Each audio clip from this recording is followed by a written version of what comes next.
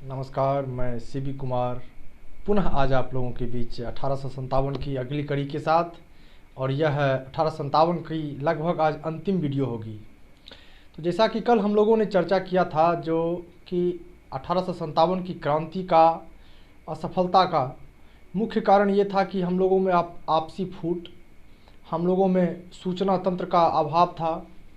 हम लोग एक दूसरे को सही समय पे जो एग्जैक्ट इन्फॉर्मेशन नहीं पहुंचा पाएँ, और सबसे बड़ी कारण जो कि आपस में हमारा भीतर घात था, जो कि कुछ गद्दारों ने इसको अंग्रेज़ों के साथ मिलकर इस आंदोलन को दबाने में महत्वपूर्ण भूमिका निभाई। और सैनिकों में भी कुछ सिख रेजिमेंट या कुछ ऐसे क्षेत्रीय सैनिक थे जो अंग्रेज़ों का भरपूर मदद किया और इस क्रांति को दबाने में योगदान दिया। दूसरी सबसे बड़ी बात है, लॉर्ड कैनिंग के द्वारा उनकी कुशल प्रशासनिक जो गतिविधि थी, उनका जो स्ट्रॉन्ग एडमिनिस्ट्रेशन स्ट्रेटजी था, इसके द्वारा भी इस क्रांति को आसानी से दबाया जा सका। तो ओवरऑल हम ये कह सकते हैं कि इस क्रांति को का जो सफलता और असफलता की जहाँ तक बात होती है, तो मुख्य बातें तो हम आप लोगों के साथ चर्चा कर ही चुके थे कल। और अब हम ये जानते हैं कि 1857 की क्रांति के परिणाम आखिर क्या हुए। क्या यह क्रांति पूर्णतः असफल घोषित हुआ, या इसके कुछ परिणाम हुए जो कि आने वाले समय के लिए महत्वपूर्ण भूमिका अदा किया, अर्थात कुछ महत्वपूर्ण बिंदु जो कि एग्ज़ाम का व्यू से हम देखें। तो मेरे प्यारे साथियों, एक महत्वपूर्ण बात यह है कि 1857 के बाद जो 1858 में भारत शासन अधिनियम हमें देखने को मिला। भारत शासन अधिनियम में कुछ महत्वपूर्ण बिंदुओं का आज हम आपके साथ चर्चा करना चाह रहे हैं, जो कि पॉलिटी के बेस पे भी अच्छा है और हिस्ट्री के बेस पे भी वो जो है स्टडी लायक है। तो कुछ बिंदु ऐसे हैं, जैसा कि हम जानते हैं कि 1858 का जो भारत शासन अधिनियम था, उसमें अब कंपनी के अंदर में जो भी पावर था उसको कम कर दिया गया और डायरेक्ट अब भारत का शासन का नियंत्रण ब्रिटिश क्राउन महारानी विक्टोरिया के हाथ में चला गया। अब 15 सदस्यीय एक टीम का गठन, भारत परिषद का गठन किया गया, जिसमें 15 सदस्यीय मेंबर्स थे। 15 सदस्यीय मेंबर्स में 8 ऐसे थे जो ब्रिटिश क्राउन यानी ब्रिटिश गवर्नमेंट के द्वारा उसको स्टेबल किया जाता था, अपॉइंटेड किया जाता था, और 7 ऐसे थे जो कंपनी के द्वारा जो मनोनीत किए जाते थे, कंपनी के द्वारा जो अपॉइंटेड किए जाते थे, उनको लिया जाता था। इस तरह से 15 मेंबर्स को एक भारत परिषद का गठन किया गया। उसके बाद हम ये देखते हैं कि मंत्री परिषद की व्यवस्था की गई।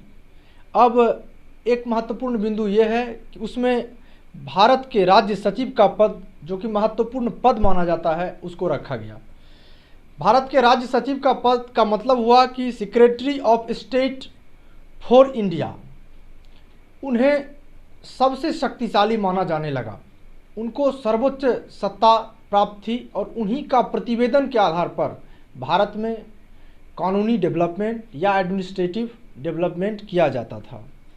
अब शासन संचालन के लिए ब्रिटिश मंत्रिमंडल में एक सदस्य हुआ करते थे, जिनको हम भारत का सचिव, जो हमने कहा कि भारत के राज्य सचिव के रूप में जानते हैं। भारत के प्रशासन में इसका महत्वपूर्ण योगदान रहता था। और सबसे महत्वपूर्ण प्रश्न ये आता है कि इस क्रांति के पश्चात जो गवर्नर जनरल का पद हुआ करता था, उसे समाप्त कर दिया गया और अब वायसराय का पद को स्थापित किया गया, अर्थात लॉर्ड कैनिंग भारत के अंतिम गवर्नर जनरल हुए और भारत का प्रथम वायसराय भी लॉर्ड कैनिंग को ही माना जाता है। इस तरह यह महत्वपूर्ण बिंदु, महत्वपूर्ण प्रश्न रहा। अब इस प्रकार हम यह कह सकते हैं, वैसे तो बहुत सारी बातें हैं, बहुत सारा अगर चर्चा किया जाए तो ग्रंथ है, लेकिन इतना तो कहा जा सकता है कि इन सभी मुद्दों को देखते हुए 1857 के क्रांति के प्रभाव मुख्यतः राजनीतिक क्षेत्र में पड़ा, प्रशासनिक क्षेत्र में पड़ा और सामाजिक क्षेत्र में भी पड़ा। जिस प्रकार से अंग्रेज़ों ने भारतीयों को उत्तराधिकार कानून बनाकर उनके माथे पे थोपने का प्रयास किया, उत्तराधिकार का कानून वापस लिया गया। गोद लेने की जो प्रथा भारत में पहले से चली आ रही थी, उस प्रथा को भी वे अनवरत प्रारंभ किए। डलहौजी का जो राज्य हड़प का नीति था, डॉक्ट्राइन ऑफ लेग्स को, उसे वापस कर लिया गया। धार्मिक जितने सारे मुद्दे थे, ईसाईकरण जो होता जा रहा था, जो प्रचार प्रसार हो रहा था क्रिश्चियनिटी का, मिशनरीज में क्रिश्चियनिटी का प्रचार प्रसार को अंकुश लगाया गया और पीछे के दरवाजे से इंटेलेक्चुअल मतलब बौद्धिक रूप से भारत को अब किस प्रकार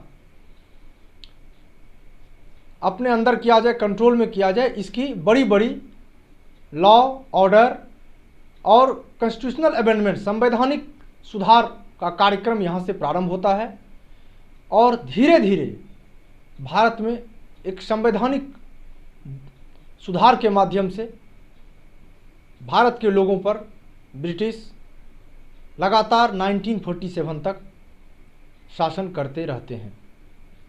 अर्थात यह कहना कभी सही नहीं होगा कि 1857 के तत्कालिक प्रभाव नहीं हुए या दूरगामी प्रभाव नहीं हुए। दूरगामी प्रभाव ये हुए कि आने वाले जो समय थे वो क्रांतिकारियों के लिए एक प्रेरक का टर्निंग पॉइंट रहा। क्रांतिकारियों ने उन दिनों को याद किया और लोगों में वह प्रेरणा भरा कि हमने तो अंग्रेज़ों को कई बार दांत खट्टे किए हैं, अंग्रेज़ों को ईंट से ईंट बजा दिया गया है और अंग्रेज़ अजय नहीं है, अंग्रेज़ भी पराजय का मुंह देखा है। तो ये बहुत ही महत्वपूर्ण प्रभाव देखने को मिला, दूरगामी और तात्कालिक प्रभाव। और आज का दिन हम आप सबों को, जो आज विश्व नर्सिंग डे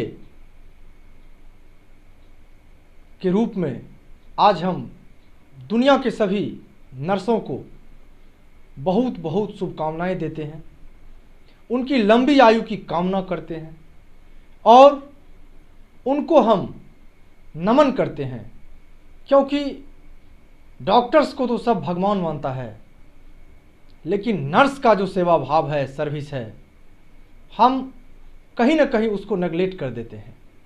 लेकिन जैसा कि आपने देखा होगा कि किसी भी अस्पताल में, किसी भी हॉस्पिटल में नर्स का बहुमूल्य भूमिका होता है।